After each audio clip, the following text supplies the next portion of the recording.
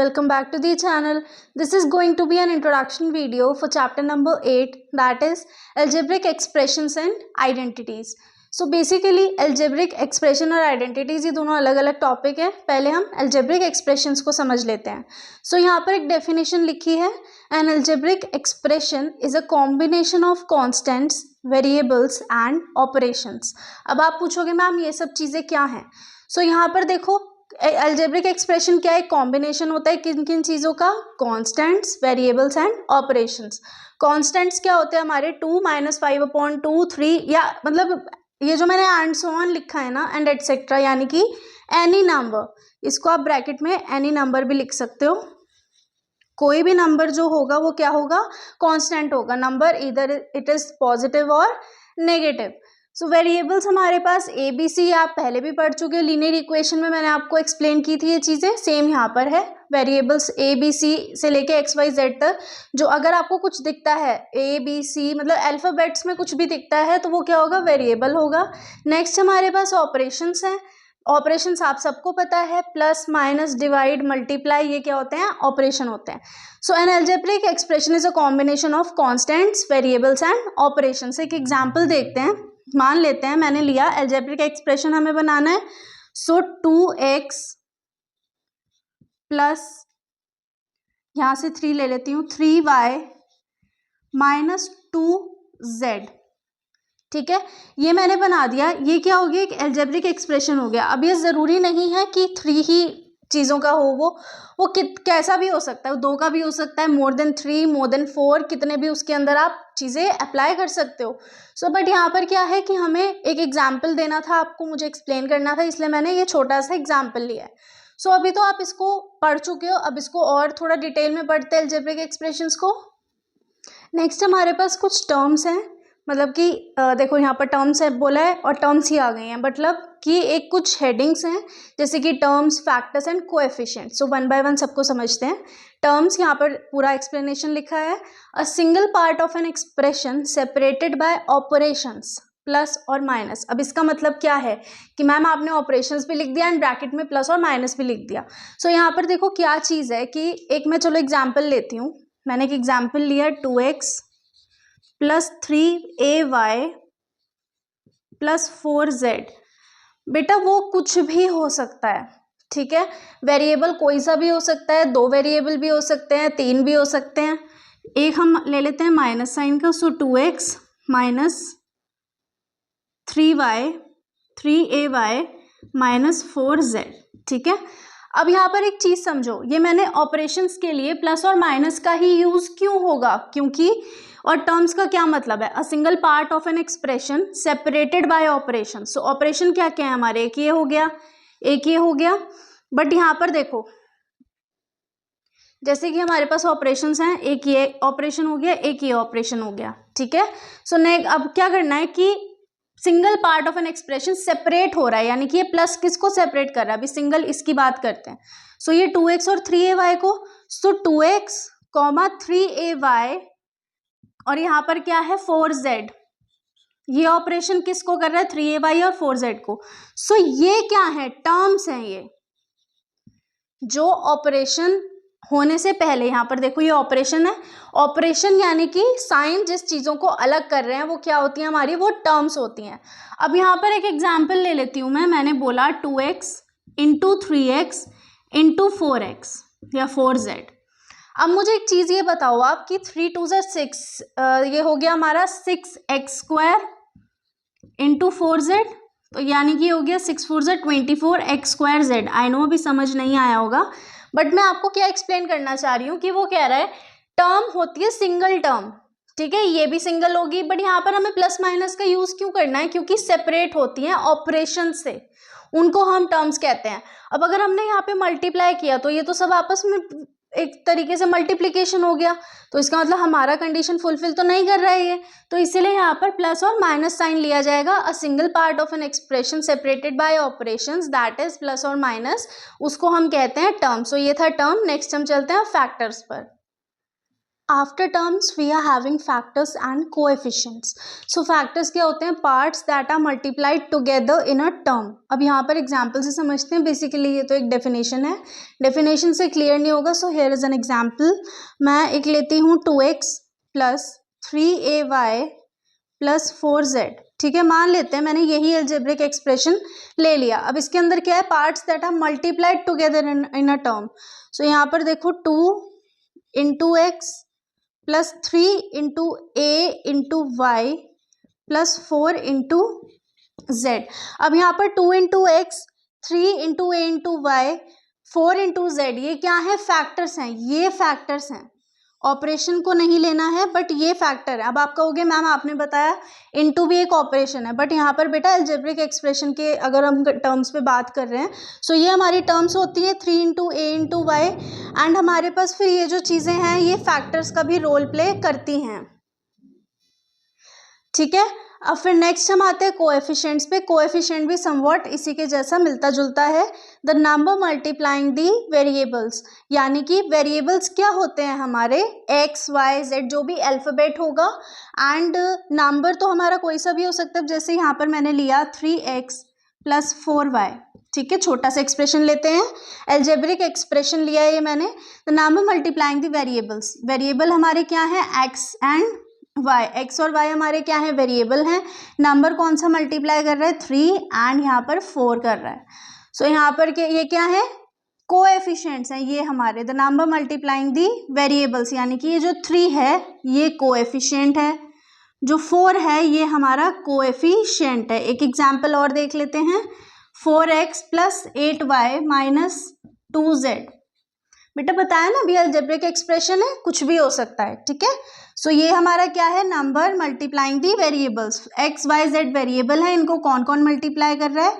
4x को कर रहा है, तो ये 4 कोएफिशिएंट ऑफ x है. ये 8 कर रहा है, तो 8 कोएफिशिएंट ऑफ y है. एंड ये z को 2 मल्टीप्लाई साथ में ले रहा है, तो ये क्या होगा हमारा? 2 इज कोएफिशिएंट ऑफ z. सो समझ आ गए terms, factors and coefficients. After discussing definition of algebraic expressions, terms, factors and coefficients, next topic is types of algebraic expressions. So basically 4 types के algebraic expressions होते हैं, that is monomial, binomial, trinomial and polynomial. So one by one we are going to discuss them. First comes monomial. So monomial में एक ही term होती है, जैसा कि नाम है, ध्यान रखने वाली भी बात रहेगी आपके लिए. जैसा कि हमारा नाम है मोनो, मोनोमियल में से आप मोनो को याद रखोगे. Mono means only one. So therefore only one term, एक ही टर्म होगी उसमें. एंड टर्म क्या होती है ये भी आपको पता है. एग्जाम्पल हम ले लेते हैं, जैसे कि -7xy, या और कोई टर्म 3a या 4m, या कोई सी भी टर्म. ठीक है, यहाँ पर हम लिखेंगे एटसेट्रा, यानी कि और भी कोई टर्म हो सकती है, यानी कि जिसमें सिर्फ और सिर्फ एक ही, ओनली वन टर्म, एक ही टर्म होगी और कुछ नहीं होगा. कोई इसमें आप ऑपरेशन का यूज़ नहीं करोगे. यहाँ पर हमारे पास देखो, जैसे कि -7xy एक ही टर्म है, 3 इंटू ए एक ही टर्म है. इस टाइप से आपकी मोनोमियल रहेगा. बाइनोमियल, यहाँ पर बाय को याद रखना. Bye means 2, mono means 1, bye means 2. सो यहाँ पर ऐसा नहीं है, यहाँ पर होंगे 2 टर्म्स. ठीक है, अब 2 टर्म्स का मतलब क्या है? जैसे कि -7xy प्लस 4m, ये 2 टर्म्स हो गई. या फिर 3a माइनस 4m एटसेट्रा. मतलब कि कहने का ये है कि ऑपरेशन का यूज़ करके 2 टर्म्स को अलग अलग डिफाइन किया जाएगा, वो होगा हमारा बाइनोमियल. Next comes trinomial. अब ट्राइनोमियल में 3, जैसे कि ट्राई कलर होता है, दैट मीन्स वो होते हैं उसमें 3 कलर्स. सो ट्राइनोमियल में होंगे 3 टर्म्स, 3 टर्म्स. ठीक है, अब यहाँ पर एक एग्जाम्पल देख लो आप. अब आप इसमें बताए, खुद ही अपने आप ही एग्जाम्पल बना सकते हो, मुझे एग्जाम्पल बनाने की भी ऐसी कोई खास नीड नहीं है. सो फिर भी आप देख लो, जैसे कि हम इन्हीं टर्म्स को लेते हैं. 7xy plus 4m plus 3a, या a plus b plus c. मतलब कि टर्म्स हमारी कितनी रहेंगी? सिर्फ और सिर्फ 3 रहेंगी, उससे ज़्यादा नहीं। अब ऐसा नहीं है कि a plus B plus C plus D plus E plus E मतलब आप करते ही जाओ, ऐसा नहीं है। सिर्फ और सिर्फ 3 टर्म्स होंगी तो वो हमारा होगा trinomial. Next comes polynomial. Polynomial 4, ये थोड़ा सा इंपॉर्टेंट है, इसको मार्क करेंगे इंपॉर्टेंट, क्योंकि क्वेश्चन कई बार इसी में से बन जाते हैं। सो पॉलिनोमियल में poly means 4, only 4 terms, so only 4 terms. अब इसमें एग्जाम्पल हमारे पास कैसा रहेगा, जैसे कि यहाँ पर तो था देखो a plus B plus C. Next आपके पास इसमें एग्जाम्पल रहेगा, जैसे कि a plus B plus C लिया तो a plus B plus C plus D comma ये ले लिया 7xy plus 3a plus 4m plus 10। कैसी भी आप टर्म्स होंगी वो 4 ही रहेंगी इसके अंदर, और ज़्यादा टर्म्स नहीं होंगी। जैसे कि मान लो आपके माइंड में आए कि मैम 5 टर्म्स ले लें, 5 नहीं लोगे। सो मैंने आपको याद करने का तरीका भी बता दिया। मोनोमियल में ओनली 1 टर्म, मोनो से याद रखना 1। बायनोमियल में 2 टर्म्स, बाय में 2। Trinomial, tri means 3 and only 3 terms. Polynomial, poly means 4 and we are having 4 terms in polynomial. So यहाँ पर आप अपने आप भी जब एग्जाम में क्वेश्चंस आएंगे या अभी जब हम क्वेश्चंस करेंगे प्रैक्टिस, तो आप उनको देखोगे कि आप खुद पता लगा लोगे कि ये किस टाइप का पॉलिनोमियल है, ट्राइनोमियल है, मतलब ये अलजेब्रिक एक्सप्रेशन है कौन से टाइप का। सो ये आपको एक्सप्लेन करना था टाइप्स ऑफ अलजेब्रिक एक्सप्रेशंस को। Next we are having like terms and unlike terms.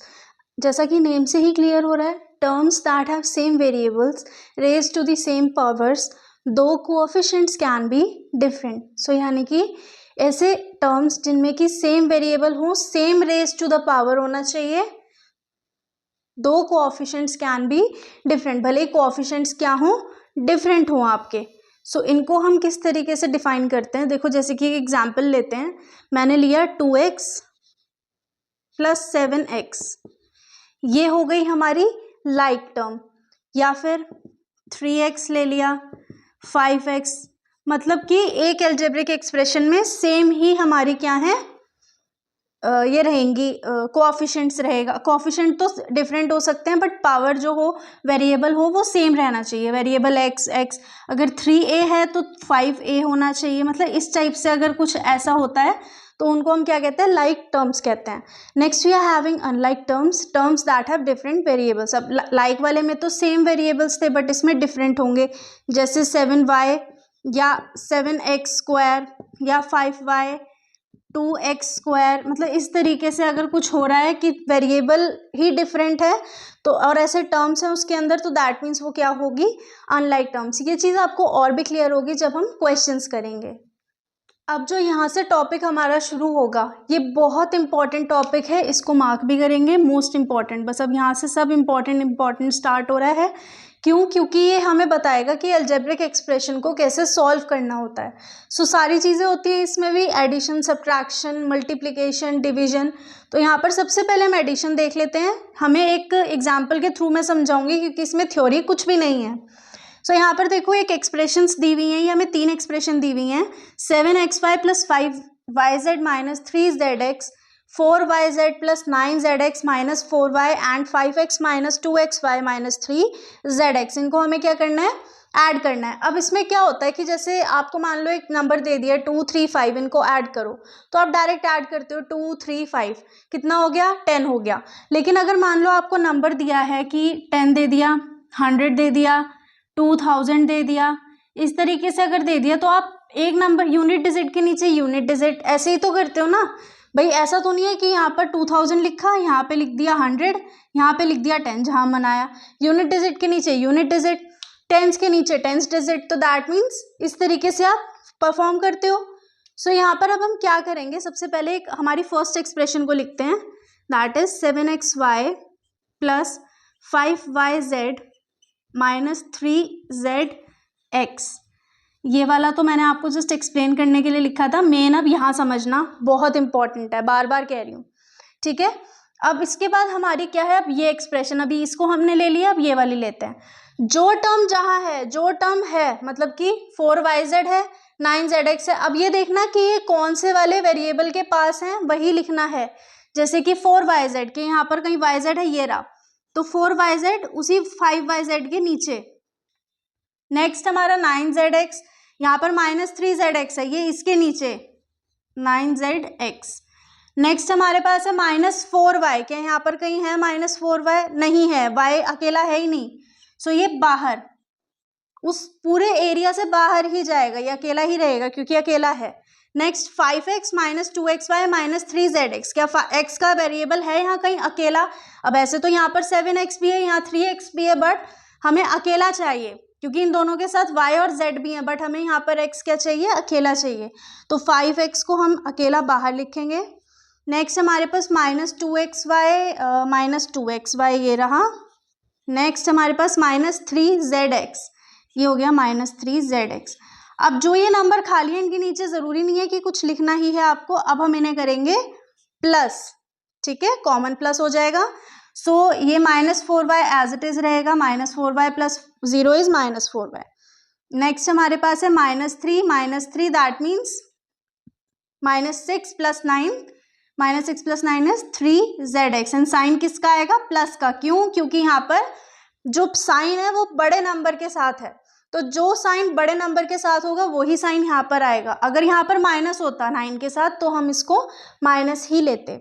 Next हमारे पास 5 + 4 is +9yz, 7 - 2 is 5xy। Sign बताओ जल्दी, साइन आएगा प्लस का।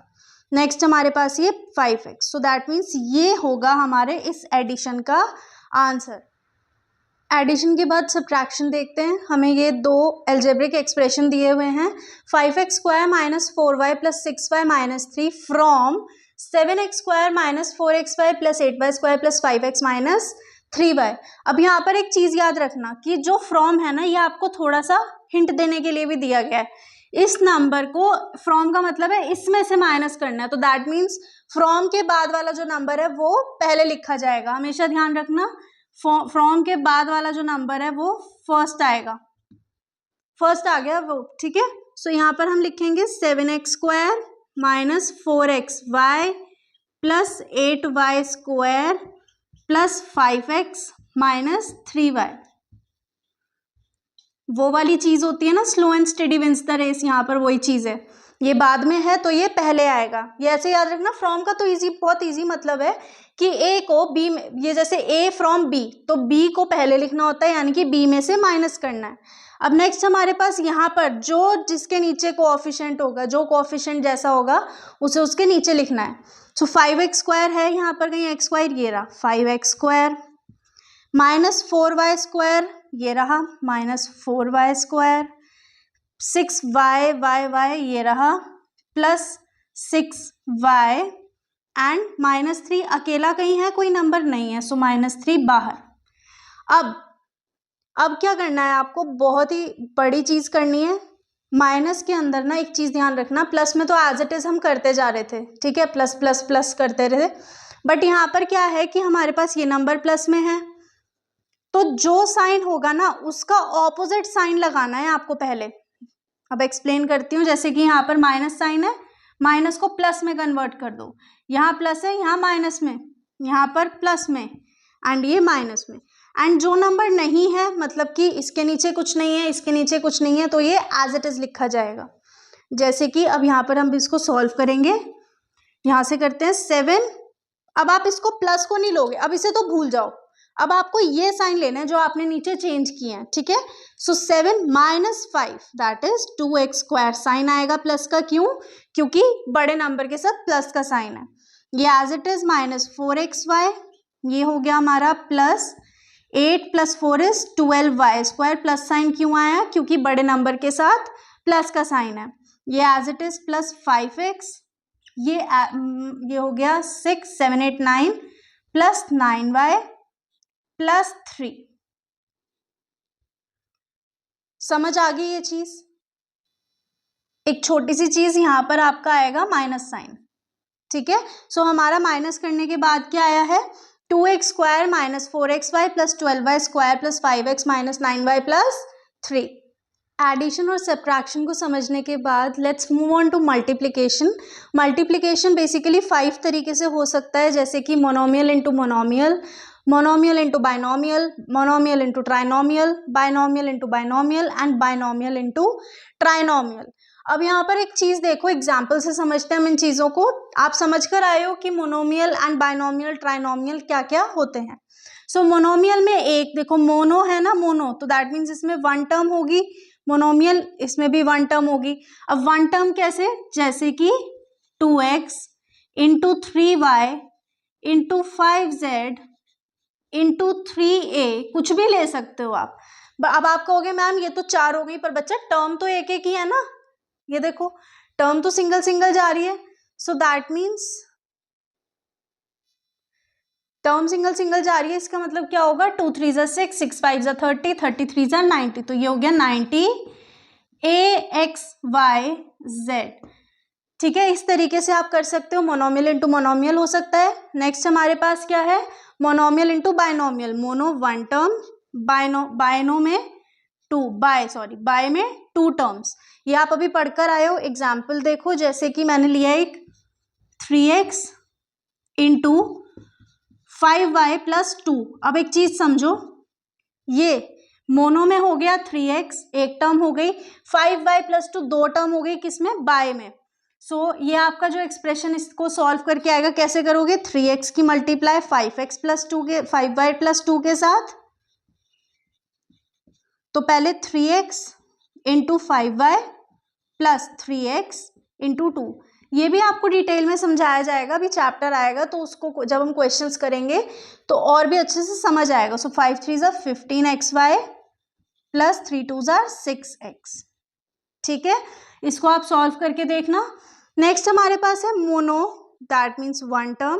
Try means 3 terms. Trinomial means जिसमें कि 3 टर्म्स होती हैं। सो आप एक एग्जाम्पल ले लो, जैसे कि मैंने ले लिया 3p into 3p square plus 4p plus 8। ठीक है, जरूरी नहीं है कि आप यहाँ पर ये भी लो, आप ले लो 3q ले लो आप इसको, 3q प्लस 4p प्लस 8। कहने का मतलब ये सिंगल टर्म, ठीक है, वन टर्म, एंड ये हमारी कितनी हो गई, 3 टर्म्स हो गई ट्राई के अकॉर्डिंग। सो मोनोमियल इंटू ट्राइनोमियल। नेक्स्ट हमारे पास है बाइनोमियल इंटू बाइनोमियल। सो बाय मीन्स 2, बाय मीन्स 2। सो 2 टर्म्स का आपस में क्या हम करवा सकते हैं, मल्टीप्लाई करा सकते हैं, जैसे कि 2x plus 3y into 4y plus 3x। ठीक है, समझ आ गई ये चीज। अब इसको आप मल्टीप्लाई करके देख लेना, अभी मैं सिर्फ बता रही हूँ, आगे हम डिटेल में क्वेश्चंस को समझेंगे। नेक्स्ट हमारे पास bi means 2 and tri means 3। अब बायनोमियल में एग्जांपल आप ले लो 3a प्लस 4b, ये तो हो गया बायनोमियल का। ट्राइनोमियल का आप ले लो 3a plus 2b plus 4x।